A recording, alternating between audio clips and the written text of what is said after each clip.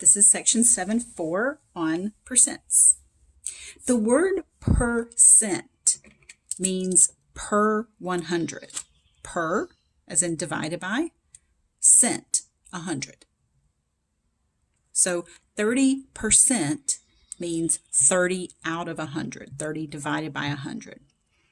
Now look, you don't even have to remember what this percent sign means, because if you look at the symbol is whispering sweet nothings into your ear and telling you what to do. Look at the percent symbol. Look, see that slash? It means divide. And look, see those 2 zeros? As in 100. What? That's crazy, isn't it? That's crazy. You guys didn't realize that you were going to need a helmet to, because I was going to be blowing your mind today. So, anyway, I'm ridiculous, I know. Okay, so converting to a percent. 0.25, 25%. So, the trick. You move the decimal point 2 places to the right, and you add a percent sign. Why? I don't like just using tricks, okay? Tricks are fun, but you need to know why they work. Because moving it, so you can see how I color-coded this here? Ooh, look at that. 2 places to the right is multiplying by 100. Adding a percent sign means dividing by 100, right? Because percent means divided by 100. So this is just multiplying by 1. So move it 2 places to the right, you get 25, add a percent symbol. That's your division by 100. So look, 2 places to the right, add a percent symbol. So really, you can see how I color-coded that with the pink and the blue and the pink and the blue.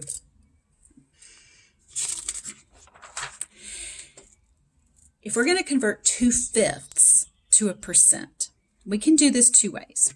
You could convert this to a decimal first. You can divide 5 into 2, you get 0.4, and then 0.4, moving that decimal 2 places to the right, we get 40, add a percent sign. Or, and this is not always possible, if you can write it as something out of 100, because that's what percent means, then that might be the easier route. So 5, we know, divides nicely into 100. So if you multiply this fraction by 1 in the form of 20 over 20, you get 40 over 100, or 40%. Remember, per divided by cent, 100. Cent means 100 as in like century, so 100 years. Centipede does not have 100 legs, but kind of looks like it. 1/6, if you divide 6 into 1, you can see that's going to be a repeating decimal. That's okay. You can have a repeating percent.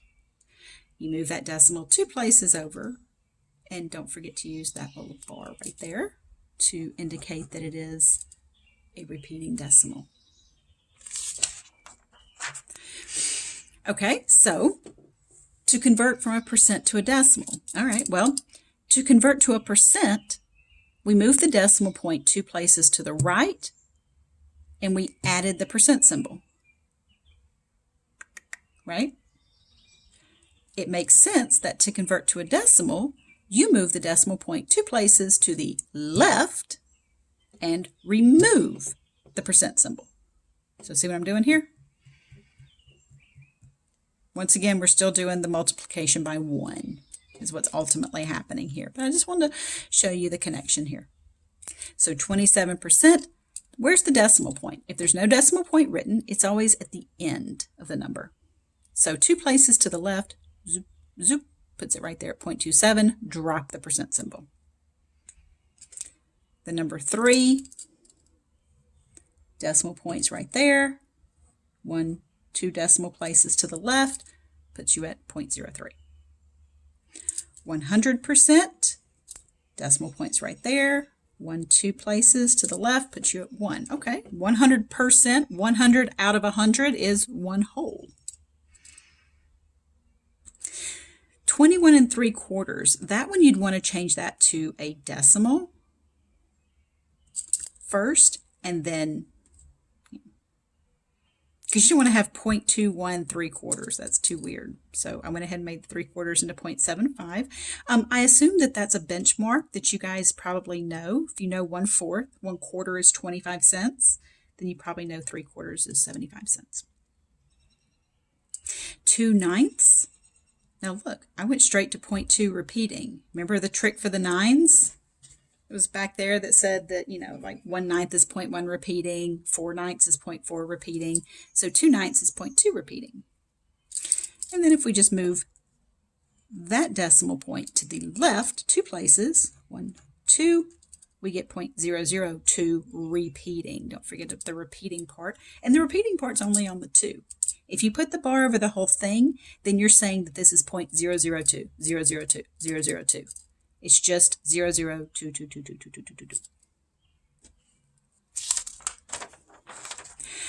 Application problems or word problems involving percents usually take one of the following 3 forms. Now, for the most part, percents are probably not going to show up in elementary school.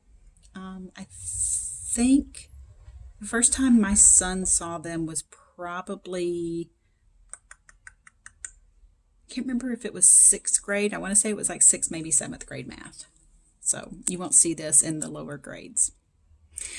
The application problems come in one of 3 forms. You're given the whole and the part, you have to find the percent. You're given the whole and the percent, you find the part, or you're given the percent and part, and you find the whole. Now, let me just show you some of these. If $800 of a $2,000 loan has been paid off, what percent is this? You might recall seeing this in previous classes. The is over of is percent over 100. I mean, that's kind of helpful for some people. This is the same thing as writing part over total is percent over 100.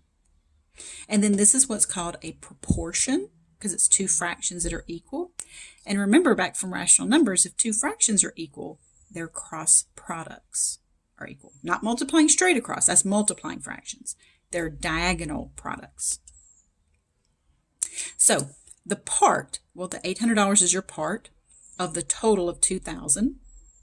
The 100 is always here because the percent is always out of 100. So that's just a permanent fixture there. All right, we cross multiply. So I get 800 times 100 is 80,000 equals 2,000x. Divide both sides by 2,000 and we get x equals 40. So 40% has been paid off. Take a second and make sure, remember back, way back, section 1.1, Polya's 4 steps. Look back. It's that last step, right? Does this make sense? Well, yeah, half of the loan, 50% of the loan would be $1,000. So that's a little less than half. So that makes sense. So make sure that your answer is reasonable. Okay. So let's say that you have a $189,500 house and it requires a 5% down payment. How much is the down payment? You could do this 2 ways. You could set up a proportion or you could do it in form of an equation. So I'm going to show you both ways. The proportion, remember, is part over total equals percent over 100. The part is your down payment. You don't know what that is. The total is the total cost of the house. It's a 5%, and that's out of 100.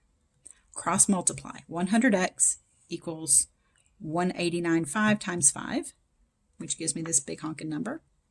Solve that equation by dividing both sides by 100, and we get $9,475.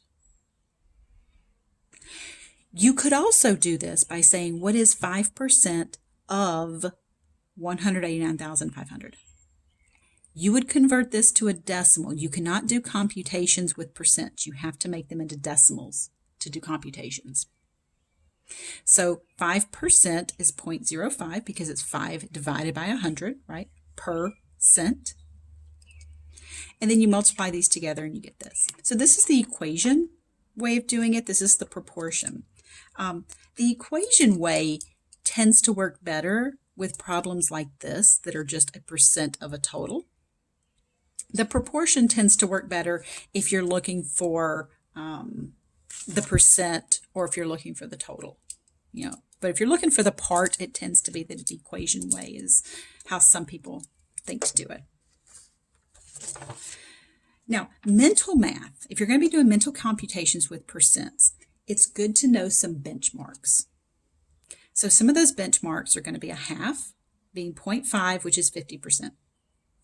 A fourth being 0.25 or 25%.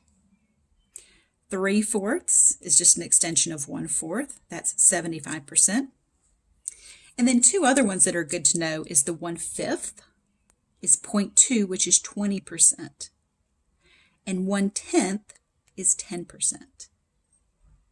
So those kind of benchmarks are really going to be useful for our mental computations.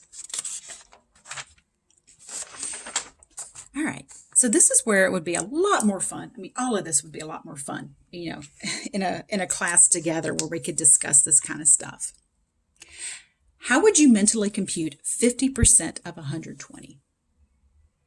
Well, I mean, I think that most of us would probably just do half of 120 is 60, right?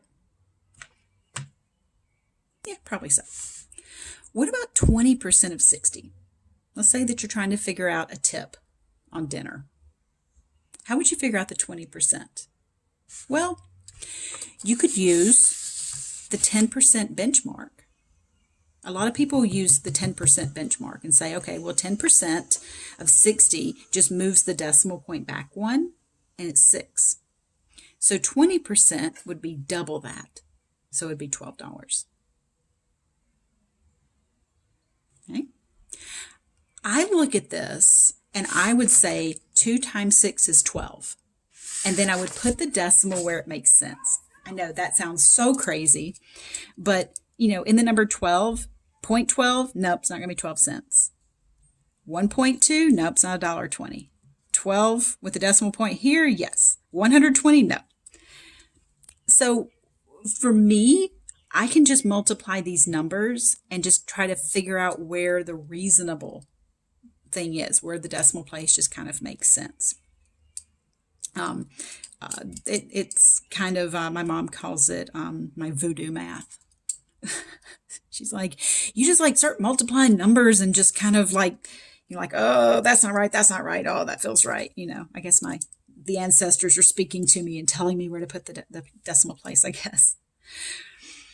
Okay, so something like 75% of 84. Okay, that one for me, it would be easier to make that into a fraction and do 3/4 of 84, because then I can divide 84 by 4 and get 21 pretty easily and multiply that out and get 63. I don't know if the 10% benchmark might be easier for you here, to say, okay, well, 10% of this would be 840, but then you got to multiply that 7 times, and then you got to work in a 5%, and it gets messy. So 15% of 80. Now 15%, we can use the 10% benchmark. If 10% of 80 is just going to be 8, 5% is half of that.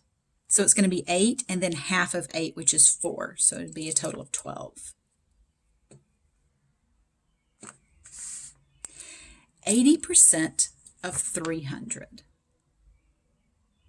All right, you can use the 10% benchmark and do 10% of 300. Move that decimal point back one, that's 30. So 80% would be that times 8, so 240. Again, with my technique, I would multiply 8 times 3 and get 24, and I'd put the decimal where it makes sense. If I'm thinking of 80% of a number, I know it's really, really high. So the 24, it makes sense that where's the decimal going to be? Is it going to be 24 cents? Nope. Is it going to be $2.40? Nope. $24? That's not enough. 240, that seems right. So, again, with my little voodoo math over here. All right, 20% off of $50. Okay, 10% benchmark. So you can do 10% of 50 is 5, so 20% doubles that. So it's 10% off. Or sorry, I was sorry, 20% off is $10 off. So you subtract off the $10, right? So you got $50 minus $10 gives you 40. All right, here's Professor Stamp's voodoo math again. I would look at this, if I'm in a store shopping, it's 20% off. I would say 8 times 5 is 40. Now, why 8? Where did I get an 8 from? Well, because you have to subtract eventually, right? You got to subtract, either find the percentage and then subtract it off. I went ahead and subtracted this from 100%. So if it's 20% off, I know that you're only paying 80%. So 20% off means that you pay 80% of the price. So I go ahead and subtract that 2 away from 100 and get 80, and then I do the 8 and the 5, put the decimal where it makes sense. So, if you're looking at this and you're like, I don't know what kind of crazy stuff she's babbling about, then forget what I'm saying. But who knows? You never know what's going to work for your brain. You might look at this and say, that makes total sense.